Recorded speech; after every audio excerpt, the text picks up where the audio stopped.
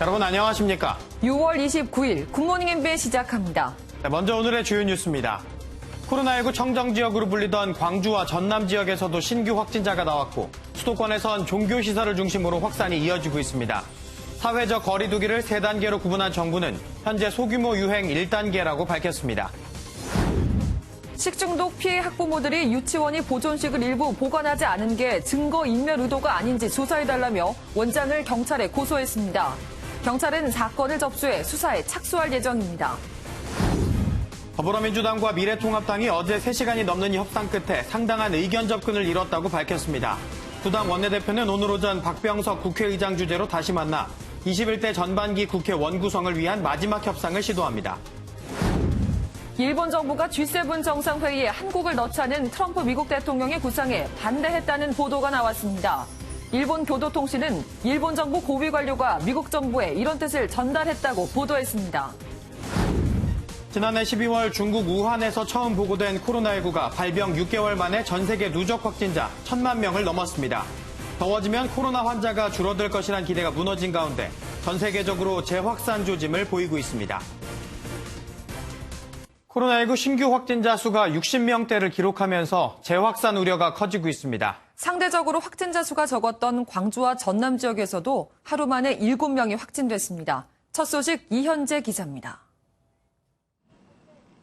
지난 토요일인 그제 하루 만에 코로나19 신규 확진자가 62명 발생했습니다. 국내 발생 40명 중 26명이 수도권에서 발생했습니다. 신규 확진자 수가 60명을 넘어선 건 67명이 나온 지난 20일 이후 8일 만입니다. 생활 속 거리두기 방역 체계에 적용되는 1일 신규 발생 50명 미만 기준선도 최근 일주일 만에 3번이나 깨졌습니다. 지난 4일 동안 꾸준히 확진자 수가 늘어난 데다 감염 경로를 모르는 환자도 늘고 있어 2차 대유행 우려를 키우고 있습니다.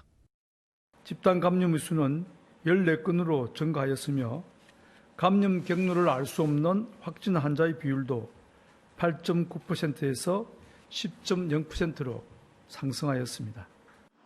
그동안 23명만 확진돼 상대적인 청정지역으로 여겨졌던 전남 지역에서도 지난 3월 30일 이후 석 달 만에 지역사회 감염이 발생했습니다. 전남 목포 거주자 60대 여성과 배우자, 중학생, 손자 등 3명이 확진됐습니다.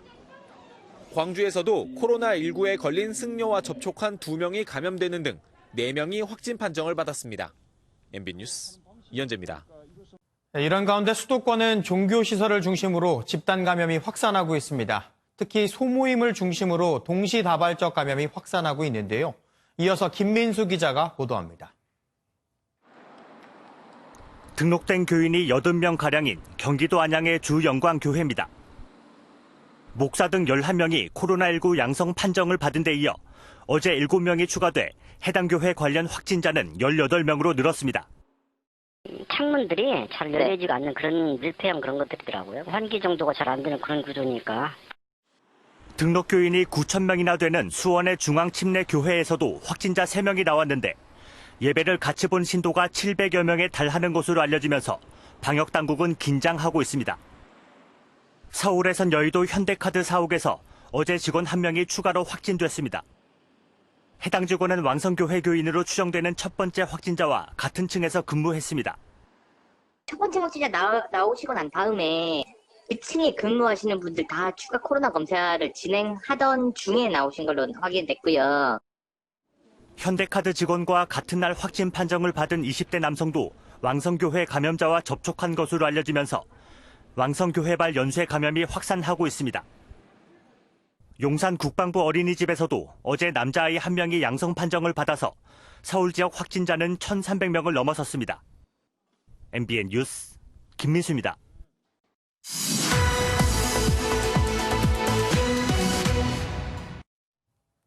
네, 오늘 뉴스 돋보기는 안산 유치원 집단 식중독 이야기를 좀 더 자세히 다뤄보겠습니다. 성장기 아이들은 식중독에 취약하기 때문에 이 전국 초중고 급식은 교육 당국에 의해 철저히 관리되고 있습니다.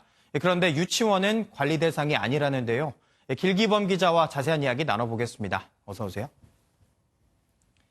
네, 길 기자, 먼저 이 안산 유치원 집단 식중독 사태 좀 자세히 현황부터 짚어주시죠. 네, 이제 지난 12일에 최초 증상자가 나온 뒤로 현재까지 확인된 식중독 유증상자 수는 전체 원아와 교직원 202명 중 111명으로 집계가 됐습니다. 예. 이 중 일명 햄버거병으로 불리는 용혈성 유독 증후군 증상을 보이는 어린이는 15명인데요. 네. 현재 상태가 심한 4명의 어린이가 신장투석 치료를 받고 있습니다. 네. 지금 그 유치원은 그러면 폐쇄가 돼 있는 상태죠? 네, 그렇습니다. 당초 이번 달 말까지 시설 폐쇄 명령이 내려져서 유치원 측은 다음 달 1일부터 정상 등원을 재개하겠다고 밝혔는데요. 예. 어제 안산시는 다음 달 8일까지로 이 시설 폐쇄 명령을 연장하기로 했습니다. 예. 감염 경로 파악이 아직 안 된 만큼 문을 열기에는 아직 이르다고 판단한 것으로 보입니다. 예, 사실 뭐 방금 이야기도 하셨지만 이 감염 경로가 여전히 밝혀지지 않다고 있는 게 이제 가장 문제인 것 같아요. 경로 추적에 애를 먹고 있다면서요? 네, 보통 식중독은 이제 오염된 음식을 먹었을 때 발생하는데요. 예. 그런데 해당 유치원에서 사용된 식자재나 조리기구 등 104건을 검사했는데도 대장균이 검출된 게 하나도 없었습니다. 예. 앞선 리포트에서도 언급됐지만 유치원 측이 보존식 6건을 폐기한 점이 감염 경로 추적에 발목을 잡고 있는 건데요. 예. 이제 궁중 떡볶이나 토스트 등 간식으로 나간 일부 메뉴가 보관되지 않은 건데 이렇게 폐기된 음식들에 식중독이 원인균이 있었는지 여부를 확인할 길이 없는 겁니다. 예. 지금 그래서 보건당국은 해당 유치원에 식자재를 납품한 업체도 조사하고 있는데요. 이동 또는 보관 중에 식자재가 오염됐을 수도 있어 업체 조사에도 한계가 있는 상황입니다. 감염 경로를 모르니 유치원생들을 둔 학부모들은 불안에 떨 수밖에 없고 이 햄버거병이라는 이름이 퍼지면서 유치원들은 메뉴에서 분쇄육을 빼는 조치도 하고 있다고 하는데요. 예. 제가 이제 유치원 원장님 한 분과 통화를 해봤는데 한번 예. 들어보시겠습니다. 우리부터만 해더라도 조리사님한테 덜 익히면 안 되니까 열로 이렇게 조리하는 그 시간을 뭐 5분이든 10분이든 더 늘리게 한다든지 하고. 네, 그러니까 간식이 원인인지 아닌지도 모르는 거니까 사실은 저 같아도 불안할 수밖에 없는데 이런 위험들 때문에 사실 학교 급식은 철저하게 관리가 되고 있지 않습니까? 네, 전국 초, 중, 고등학교 학생들이 이제 관리 대상입니다. 예. 이제 학교 급식 식품 안전 관리 인증 기준인 학교 급식 햇섭 시스템에 의해 관리됩니다. 네. 이건 지난 1999년에 처음 만들어진 기준인데 시설 관리, 식자재 관리 등을 22개 항목으로 나눠 점검합니다. 예. 이제 기본적인 위생 수칙은 물론이고 이제 밑간된 불고기 관리 상태까지 이제 살펴본다고 하는데요. 네. 만약 평가에서 같은 내용을 연달아 지적받으면 급식실 관리자나 교직원은 징계를 받을 수도 있습니다. 네. 그런데 이 초중고등학교는 이 대상이라고 했는데 유치원은 뭐 대상이 아닌가요? 네, 이제 좀 황당하게 들릴 수도 있겠지만 유치원은 적용 대상에 아직 포함되지 않았습니다. 예. 학교 급식법 적용 대상이 아니라는 법적인 이유 때문인데요. 네. 면역력이 약한 성장기 아이들을 보호하기 위한 법이 정작 면역력이 가장 약한 유치원생들을 제대로 보호하지 못하는 좀 아이러니한 현실입니다. 네. 그러다 보니 이번 안산 집단 식중독 사태도 결국 터질 게 터졌다는 반응이 나오고 있습니다. 네. 그러면 이번에 문제가 된 안산 유치원이 그동안 위생 감독이 아예 없었다는 겁니까? 아예 없었던 건 아닙니다. 예. 지난 2017년과 2018년까지는 급식 점검을 받긴 했습니다. 예. 누리과정과 무상급식 시행으로 안산교육지원청이 점검을 했는데요. 네. 하지만 대대적인 사립유치원 감사가 진행됐던 2019년부터는 중복 감사가 우려된다면서 이제 감사가 중단되기도 했습니다. 예. 대신 컨설팅 지원을 해주겠다며 신청을 받았는데 안산 지역 유치원 48곳 중 겨우 5곳만 신청했다고 합니다. 네. 그러면 이 최근 몇 년 동안은 이 유치원생들이 방치가 됐던 건데 앞으로는 그러면 유치원 급식 점검 어떻게 되는 겁니까? 이제 지난해 말에 유치원 3법이 이제 개정되면서 예. 유치원도 학교급식법 적용 대상으로 포함이 됐습니다. 예. 이제 근데 문제는 법 적용 시점인데요. 예. 내년 1월 30일부터나 이 법이 이제 시행될 예정입니다. 학부모들의 걱정이 이만저만이 아니지만 이대로라면 유치원 급식관리 사각지대 해소는 올 하반기까지는 불가능할 것으로 보입니다. 예. 또 실제로 철저한 관리가 가능할지 의문인데요. 이제 경기도만 해도 유치원이 2,000곳이 넘는데 예. 이 많은 유치원 급식실을 매년 2번 점검해야 하는데 이제 당장 인력부터 부족한 상황이기 때문입니다. 예. 이제 또 법 시행일이 아직까지 많이 남아 있기 때문에 구체적인 세부 지침도 없는 상황입니다. 네.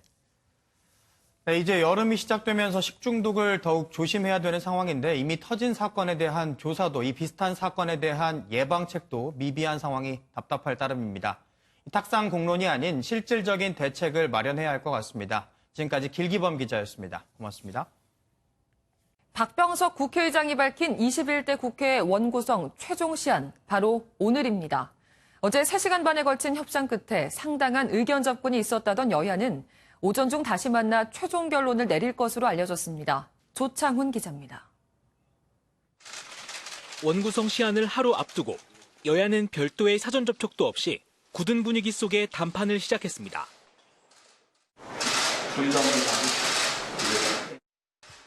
박병석 국회의장 주재로 3시간 반가량 마라톤 협상이 계속됐지만 이번에도 합의안은 나오지 않았습니다. 다만 상당한 의견 접근이 이뤄지면서 여야는 오늘 오전 다시 만나 최종 결론을 내릴 것으로 알려졌습니다. 내일 오전 10시면 최종 합의안이 나올 것으로 좀 기대를 한다. 이 정도로 좀. 구체적 내용에 대해선 양측 모두 함구했지만 핵심 쟁점인 법사위원장직 배분을 놓고 진전이 이뤄졌을 가능성이 점쳐집니다. 통합당이 주장 중인 국정조사안을 민주당이 일부 받아들였을 수도 있습니다. 박 의장은 3차 추경안의 6월 임시국회 내 처리를 위해선 오늘은 반드시 상임위 구성을 마쳐야 한다는 입장입니다. 추경안을 처리하겠다는 거 이번 회기에, 그리고 내일 본회의를 열겠다는 거에 대해서는 변함이 없으시고요. 따라서 협상이 결렬되면 통합당 몫을 포함한 18개 상임위 위원장 모두 민주당이 차지하게 될 것으로 보입니다. MBN 뉴스 조창훈입니다. 6.17 부동산 대책의 규제 지역에서 빠진 김포와 파주 등의 집값이 풍선 효과로 들썩이고 있죠. 정부는 다음 달 추가 규제를 검토하겠다고 밝혔지만 뒷북 규제라는 비판이 나옵니다. 이기종 기자입니다. 경기 김포시의 한 아파트. 6.17 부동산 대책 발표 전 4억 원대 초반이던 실거래가가 5억 원까지 올랐습니다. 집값이 오를 거라 판단한 집주인들이 계약을 깨는 일도 속출하고 있습니다. 여기는 100 배상을 또 많이 했어요. 그제도 2천만 원 배상이요. 6.17 대책에서 제외된 김포의 아파트 값은 한 주 만에 전국 최고인 1.88% 급등했고, 마찬가지로 규제를 피한 파주도 0.27% 올랐습니다. 박선호 국토교통부 1차관은 김포와 파주의 시장 상황에 따라 7월 조정 대상 지역에 넣을 수 있다고 말했습니다. 해당 지역은 석 달 동안 집값 상승률이 물가 상승률의 1.3배를 초과하는 등의 요건에 맞지 않았는데 상황이 변하고 있다는 겁니다. 하지만 예상된 풍선 효과를 차단 못한 뒷북 대책이라는 비판이 나옵니다. 정책에 대한 신뢰도는 굉장히 떨어질 것 같고, 다만 규제 강도가 워낙 세기 때문에 시장의 반응은 좀 있을 것 같다. 이런 가운데 최근 2년간 시중은행의 주택담보대출 현황을 연령별로 보면 30대가 35.7%로 가장 많이 받은 것으로 나타났습니다. 정부의 21차례 부동산 대책에도 집값이 계속 오르자 서둘러 집을 사야겠다는 젊은 층의 불안감이 확산하고 있다는 분석이 나옵니다. MBN 뉴스 이기종입니다. 대구의 한 재활용 업체에서 맨홀 청소를 하던 작업자 2명이 숨졌다는 안타까운 소식이 전해졌죠. 어제 현장 감식이 이루어졌는데요. 맨홀에서 유독가스인 황화수소가 기준치의 14배 이상이 검출됐는데도 발견 당시 작업자들은 안전장비를 하고 있지 않았습니다. 박상호 기자입니다. 경찰이 국립과학수사연구원과 합동으로 사고 현장 조사에 나섰습니다. 유독가스 측정 장비를 맨홀로 집어넣자 바로 경보음이 울립니다. 그제 오후 5시 40분쯤 이곳 재활용 업체에서 맨홀을 청소하던 작업자 4명이 쓰러져 이 가운데 2명이 숨졌습니다. 당시 맨홀에선 호흡기 장애를 일으키는 황화수소가 기준치의 14배 이상 검출됐고 유독가스인 포스핀과 이산화질소도 허용치 이상 나왔습니다. 사고가 난 맨홀입니다. 발견 당시 작업자들은 안전장비를 제대로 착용하지 않은 상태였습니다. 발견됐을 때는 방독면이라든지 이런 건 없었다고 하더라고요. 장화 같은 거만 신고 있고. 애초 맨홀에는 작업자 1명이 쓰러져 있었는데 다른 동료들이 구조하러 들어갔다가 연이어 변을 당한 것으로 알려졌습니다. 유독가스 중독 또는 저산소에 의한 질식 그런 가능성이 높다고 판단은 하고 있습니다만 지금 현재 사인을 단정할 수 있는 그런 상황은 아닌 것 같고요. 경찰은 맨홀 속 폐지 찌꺼기와 잔류가스를 정밀 분석하고 업체 관계자를 상대로 안전수칙 준수 여부 등을 조사할 계획입니다. MBN 뉴스 박상호입니다. 참혹한 사고 현장에 수시로 투입되며 심신의 고통을 받다가 극단적인 선택을 한 소방관에게 법원이 처음으로 순직을 인정했습니다. 극심한 스트레스로 사망에 이르렀다며 공무와의 인과관계가 인정된다고 판결했습니다. 박자은 기자입니다. 소방관 A씨는 지난 2015년 4월 자택에서 숨진 채 발견됐습니다. 경찰 수사에서 타살 혐의점은 보이지 않았고 지난 2010년 공황장애 진단을 받았던 A씨가 증상이 나빠져 극단적인 선택을 한 걸로 확인됐습니다. 23년간의 소방관 경력 중에서 10년 넘는 시간 동안 참혹한 사고 현장을 목격했던 A씨. 2014년 승진하며 구급대원 일에서 빠지는 줄 알았지만 응급구조사 자격증이 있다는 이유로 6개월 만에 현장 업무로 복귀했고 이후 공황장애 증상 등이 더 심해졌습니다. 유족은 A씨가 업무 때문에 고통받았다며 인사혁신처에 순직 유족급여를 신청했지만 직무와 관련해 사망의 직접적 원인이 확인되지 않는다라는 답변이 돌아왔습니다.